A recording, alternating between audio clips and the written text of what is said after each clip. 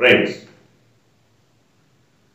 కేంద్రంలో ఎన్డీఏ ప్రభుత్వం మళ్ళీ ఏర్పడబోతోందని కొన్ని వర్గాలు భావిస్తున్నప్పటికీ కేంద్రంలో తప్పకుండా సంకీర్ణ ప్రభుత్వం ఏర్పడబోతోంది. సంకీర్ణ ప్రభుత్వంలో అవసరమైతే ఆంధ్రప్రదేశ్ ఎంపీలు కూడా కీలక పాత్ర పోషించబోతున్నారని ప్రచారం జరుగుతోంది. ఏం జరుగుతోంది అసలు? రాజకీయ పరంగా కేంద్రానికి రాష్ట్రానికి ఉన్నటువంటి సంబంధ బాంధవ్యాలు ఏంటి? ఎందుకని ఈ రకమైన ప్రచారం జరుగుతోంది? దీని గురించి కొంత విశ్లేషణలు, రకరకాల రాజకీయ ఎనాలిసిస్లు బయటకు వస్తున్నాయి. ముఖ్యంగా ఇవాళ హిందుస్థాన్ టైమ్స్కి ఢిల్లీ ముఖ్యమంత్రి అరవింద్ కేజ్రీవాల్ ఇచ్చినటువంటి ఇంటర్వ్యూ చూసిన తర్వాత చాలా విషయాలు ఉత్తర భారతానికి సంబంధించి దక్షిణ భారతంలో తెలియని అంశాలు చాలా కనిపిస్తున్నాయి. ఇవాళ ఆయన చెప్పిన దాని ప్రకారం, అరవింద్ కేజ్రీవాల్ చెప్పిన అంశాల ప్రకారం బీజేపీలో అంతర్గత పోరు జరుగుతోంది. బీజేపీలో ఆర్ఎస్ఎస్కి సంబంధించి గట్టిగానే మోడీ, షా ద్వయాన్ని వ్యతిరేకిస్తున్నారు. ఒక దశలో బీజేపీ అధ్యక్షుడు నడ్డా కూడా ఆర్ఎస్ఎస్తో మాకు సంబంధమే ఉంది, ఆర్ఎస్ఎస్తో పనే ఉంది, ఆర్ఎస్ఎస్ చెప్పిన మాట మేము వినాల్సిన అవసరమే ఉంది అన్న వ్యాఖ్యలు చేసినప్పుడు ఈ ఇద్దరికి సంబంధించినటువంటి వ్యక్తిగా నడ్డా ఆ మాటలు మాట్లాడినప్పటికీ ఆర్ఎస్ఎస్ కినుక వహించింది. బీజేపీ పార్టీగా ఆర్ఎస్ఎస్ ఉనికిలోంచి వచ్చినప్పటికీ ఆర్ఎస్ఎస్ని మోడీ, అమిత్ షా ద్వయం పూర్తిగా పక్కకు నెట్టేశారు. ఆర్ఎస్ఎస్ నుంచి ఎదిగినటువంటి నాయకుల్ని కూడా చాలామంది పేర్లు చెప్పారు ఆయన. ఈ నాయకులందరినీ కూడా పక్కకి తప్పించారు. ఉదాహరణకు విజయరాజ్ సింధియా లాంటి వాళ్ళు చాలామంది పేర్లు అరవింద్ కేజ్రీవాల్ చెప్పినప్పటికీ వీళ్ళందరినీ ఒకరొకరిగా పక్కకి తప్పించి ఇవాళ తమకు అనుకూలమైనటువంటి వ్యక్తులు, శక్తుల్ని పెంచి పోషించారు. ఇందులో కేజ్రీవాల్ చెప్పిన మరో కీలక అంశం బడా పారిశ్రామికవేత్తలు, దోపిడీదారులు, అక్రమ సంపాదనా పరులు, అక్రమార్జన చేసిన వాళ్ళు, అక్రమ వ్యాపారాలతో పైకొచ్చిన వాళ్ళు, బ్యాంకులను కొల్లగొట్టిన వాళ్ళు, లూటీలు చేసిన వాళ్ళు, ఇప్పటికీ వేల కోట్ల రుణాలు ఎగ్గొట్టినటువంటి వాళ్ళు, వీళ్ళందరూ కూడా బీజేపీ పంచన చేరి పునీతులైపోతున్నారు. బీజేపీలో చేరితే చాలు, మోడీ, షా ద్వయానికి మద్దతు ఇస్తే చాలు, వీళ్ళంతా పునీతులైపోతున్నారు. ఇది చాలా కీలకమైనటువంటి అంశం. మనం ఎందుకంటే ఆంధ్రప్రదేశ్కి సంబంధించి కూడా మనకు తెలుసు, వేల కోట్లు బ్యాంకులకు ఎగ్గొట్టినటువంటి వాళ్ళు బీజేపీ తరఫున పోటీ చేసి ఈ ఎన్నికల్లో తమ ఉనికిని చాటుకోవడానికి ప్రయత్నించారు. అంటే కేజ్రీవాల్ చెప్పినటువంటి అంశాలకి చాలా దృష్టాంతాలు మొత్తం భారతదేశ వ్యాప్తంగా కనపడుతున్నాయి. అంతేకాదు, బీజేపీ అధినేతగా ఎదిగినటువంటి మోడీ ఒక నియంతగా మారుతున్నాడు. నియంతృత్వ ధోరణిలో, నియంతృత్వ పోకడలతో ఆయన తన సామ్రాజ్యాన్ని విస్తరించాలనుకుంటున్నాడు. ఇందుకు ఉదాహరణగా ఒకటి చెప్పాడు ఆయన. బంగ్లాదేశ్లో షేక్ హసీనా, లేకపోతే రష్యాలో పుతిన్, లేకపోతే పక్కన ఉన్నటువంటి పాకిస్తాన్లో ప్రతిపక్షాలు వాళ్ళందరినీ, ఇమ్రాన్ ఖాన్తో సహా అందరినీ లోపల పెట్టేసి ఈ దేశంలో కూడా కేజ్రీవాల్ కానీ, మమతా బెనర్జీ కానీ, ఇంకెవరైనా సరే ఆ ద్వయాన్ని వ్యతిరేకిస్తే వాళ్ళందరినీ కూడా లోపల పెట్టి నియంత పాలన సాగించాలని మోడీ భావిస్తున్నారు అని చెప్పాడు. ఇది రాబోయే మూడవసారి గనక మోడీ గెలిస్తే మోడీ అమిత్ షాను వ్యతిరేకించే ప్రతి ఒక్కరిని ఏ స్థాయిలో ఉన్న ముఖ్యమంత్రి కానీ ఇంకే పదవుల్లో ఉన్నా కానీ వాళ్ళకి ఈవెన్ గవర్నర్ అయినా సరే తీసుకెళ్లి లోపల పారేసే పరిస్థితి. ఏదో ఒక కేసు వాళ్ళ మీద మోపి తీసుకెళ్లి లోపల పెడతారు.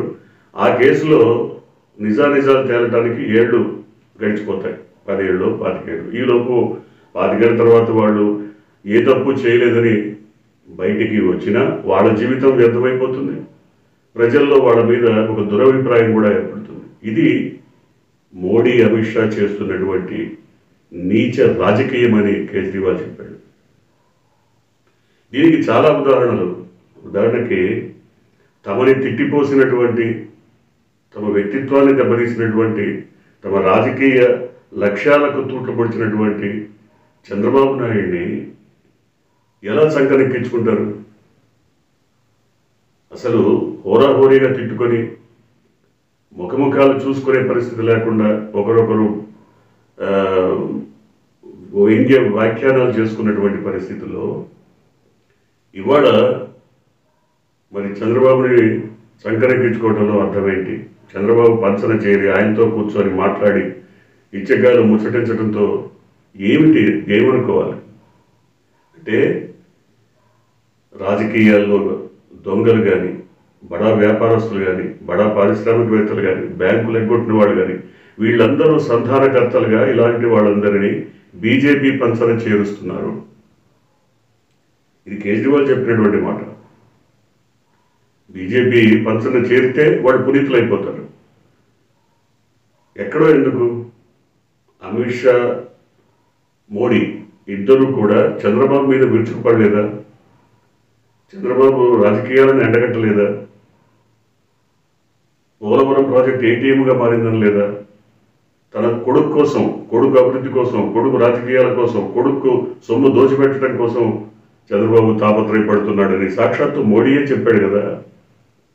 మరి అవన్నీ పక్కకి పోయి ఇవాళ మరి మోడీ అమిత్ షాల ద్వయానికి చంద్రబాబు సన్నిహితుడైపోయాడంటే ఈ రాజకీయమే. ఈ రాజకీయ కారణాలే చాలా విస్తృతంగా కనపడుతున్నాయి. మోడీ అమిత్ షా ద్వయాన్ని దాదాపుగా ఆర్ఎస్ఎస్ పూర్తిగా వ్యతిరేకిస్తుంది. ఆర్ఎస్ఎస్ అంతర్గతంగా ఆర్ఎస్ఎస్కున్న ప్రాబల్యాన్నంతా వినియోగించి ఉత్తర భారతదేశంలో చాలా రాష్ట్రాల్లో మోడీ అమిత్ షా ద్వయాన్ని దెబ్బకొట్టడానికి ప్రయత్నాలు జరుగుతున్నాయని కేజ్రీవాల్ చెప్తున్నారు. అంటే 230 స్థానాల కంటే ఇవాడున్నటువంటి అమిత్ షా మోడీ ద్వయం నేతృత్వంలో ఉన్న బీజేపీకి రావని కూడా చెప్తున్నారు. అంటే ఖచ్చితంగా సంకీర్ణ ప్రభుత్వం ఏర్పడాల్సినటువంటి పరిస్థితి కనబడుతోందని కేజ్రీవాల్ అభిప్రాయం. అయితే సంకీర్ణ ప్రభుత్వం ఏర్పడాల్సిన పరిస్థితే కనుక వస్తే కాంగ్రెస్ ఆ అవకాశాన్ని అందిపుచ్చుకుంటుంది. ఎందుకంటే ఇండియా కూటమి చాలా బలంగా ఉంది. అనేక రాష్ట్రాలకు సంబంధించినటువంటి నాయకులంతా కూడా ఆ కూటమి పక్షాన, అంటే మతోన్మాద రాజకీయాలకు వ్యతిరేకంగా సెక్యులర్ భావాలకు అంకితమైనటువంటి రాజకీయ పార్టీలు, నాయకులు అందరూ కూడా పునరేకీకరణ జరిగి సంకీర్ణ ప్రభుత్వం కేంద్రంలో ఏర్పడుతుందనేది కేజ్రీవాల్ అభిప్రాయం. నిజమే కావచ్చు. అటువంటప్పుడు ఆంధ్రప్రదేశ్ నాయకులు ఏం చేయబోతున్నారు అంటే, ఆంధ్రప్రదేశ్లో ఎన్డీఏ భాగస్వాములుగా ఉన్నటువంటి టీడీపీ ఏం చేయబోతోంది, జనసేన ఏం చేయబోతోంది, ఇప్పటికీ అటు ఇటు కాకుండా ఉన్నటువంటి వైఎస్ఆర్సీపీ ఏ నిర్ణయం తీసుకోబోతోంది. ఒకవేళ వైఎస్ఆర్సీపీకి 22, 23 ఎంపీ స్థానాలు వచ్చాయి, కేంద్రంలో బీజేపీ ప్రభుత్వం లేదు, కాంగ్రెస్ సంకీర్ణ ప్రభుత్వం ఏర్పడాల్సిన పరిస్థితి వచ్చింది. అప్పుడు బీజేపీ వైపు మొగ్గు చూపుతుందా వైఎస్ఆర్సీపీ, లేదా ఇండియా కూటమి వైపు మొగ్గు చూపుతుందా? కానీ జగన్మోహన్ రెడ్డి చెప్తున్న లెక్కల ప్రకారం చూస్తే తమ రాష్ట్రానికి ఎవరు మేలు చేకూరుస్తారో, తమ రాష్ట్రానికి ఎవరు అనుకున్న విధంగా విభజన హామీలను నెరవేరుస్తారో వారికి మద్దతు ఇస్తామని చెప్తున్నారు. అది కాంగ్రెస్ కానీ బీజేపీ కానీ. అటువంటి పరిస్థితి నెలకొంటే ఒకవేళ కాంగ్రెస్ ప్రభుత్వం ఏర్పడే అవకాశం ఉంటే తప్పకుండా జగన్మోహన్ రెడ్డి ఆ వైపు మొగ్గుతారా? వాళ్ళు ఖచ్చితంగా హామీలు ఇస్తే మేము విభజన హామీలను నెరవేరుస్తాము, ప్రత్యేక తరగతి హోదా ఇస్తాం, లేదా పోలవరానికి అనుకున్న విధంగా నిధులు ఇస్తాం, లేదా వైజాగ్ స్టీల్ ప్లాంట్ని అక్కడి నుంచి కదలకుండా మరి పబ్లిక్ సెక్టార్లోనే ఉంచుతాం, దాన్ని ప్రైవేట్ పరం చెయ్యం, లేదా వైజాగ్ మీకు కావాలనుకున్న రైల్వే జోన్ ఇమీడియట్గా ఏర్పాటు చేస్తాం, ఇలాంటివన్నీ, లేదా కడపలో స్టీల్ ప్లాంట్ పెడతాం, దీనికి కావాల్సిన నిధులు మొదటి పార్లమెంట్ సమావేశాల్లోనే మేము ప్రకటిస్తామని కనుక చెబితే కాంగ్రెస్ ప్రభుత్వానికి, సంకీర్ణ ప్రభుత్వానికి వైసీపీ మద్దతు ఇస్తుందా? ఇవన్నీ రాష్ట్రానికి సంబంధించిన అంశాలను కూడా తప్పకుండా బేరీజు వేసుకోవాలి. దీనిపైన చర్చ జరగాల్సినటువంటి అవసరం ఉంది. ఎందుకంటే ఇవాళ కేజ్రీవాల్ ఇంటర్వ్యూ చూశాక, హిందుస్థాన్ టైమ్స్కి ఇచ్చినటువంటి ఇంటర్వ్యూ చూశాక ఇటువంటి అంశాలన్నీ కూడా తెర మీదకి వస్తున్నాయి. వీటి మీద కూడా ఒక నిర్ణయం తీసుకోవాల్సినటువంటి అవసరం ఉంది. కేంద్రంలో ఒకవేళ మోడీ షా ద్వయం గనక ఘోరంగా ఓడిపోయి ఓటమి చెంది మేము మళ్ళీ ప్రభుత్వాన్ని తలకెత్తుకోమంటే ఏ నితిన్ గడ్కరీ లాంటి వాళ్లకో ప్రధాని పదవి ఇచ్చి ఆర్ఎస్ఎస్ నిలబెడుతుందా ప్రభుత్వాన్ని? ఇది కూడా కీలకమైనటువంటి అంశం. ఆర్ఎస్ఎస్ వర్గాలు చెప్తున్న దాని ప్రకారం నితిన్ గడ్కరీని ప్రధాని చేయడానికి ఇప్పటికే సూత్రప్రాయంగా ఆర్ఎస్ఎస్ ఒక నిర్ణయం తీసుకుంది. సో మోడీ షా ద్వయం కనుక పక్కకు తొలగిపోతే కొన్ని వారికి కలిసొచ్చే వర్గాలను, కలిసొచ్చే రాజకీయ పార్టీలను కూడగట్టి బీజేపీ మళ్ళీ ప్రభుత్వంలోకి రావడానికి కూడా తెర వెనుక ఆర్ఎస్ఎస్ పావులు కలిపేటువంటి అవకాశం కనపడుతుంది. అప్పుడు నితిన్ గడ్కరీ ప్రధానిగా వచ్చేటువంటి అవకాశం ఉందని చెప్తున్నారు. ఇలాంటి రాజకీయ వాతావరణాలన్నింటినీ బేరీజ్ వేసుకొని ఆంధ్రప్రదేశ్ నాయకులు కూడా ఏం చేయబోతున్నారు? ఇలాంటి పరిస్థితులు వస్తే, ఇప్పుడు మోడీ షా ద్వయం కనుక లేకుండా నితిన్ గడ్కరీ కనుక వస్తే చంద్రబాబు లాంటి వాళ్ళు మద్దతు ఇస్తారా? ఎందుకంటే నితిన్ గడ్కరీ లాంటి వాళ్ళు జగన్మోహన్ రెడ్డిని ప్రోత్సహించారు, జగన్మోహన్ రెడ్డి పరిపాలనా విధానాన్ని అభినందించారు బహిరంగంగానే. ఈ రకమైన వాదనలు ఉన్నాయి. చంద్రబాబుని వ్యతిరేకించాడు నితిన్ గడ్కరీ అని చెప్తున్నారు.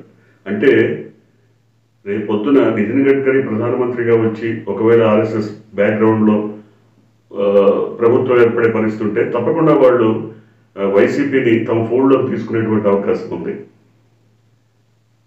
చంద్రబాబు పరిస్థితి అయినప్పుడు సో ఇలాంటి రాజకీయ అనేక రకాల ముఖ చిత్రాలు ఇవన్నీ కూడా, ఎందుకంటే ఒక 5-6 రోజుల్లోనే ఫలితాలు వెలువడబోతున్నాయి.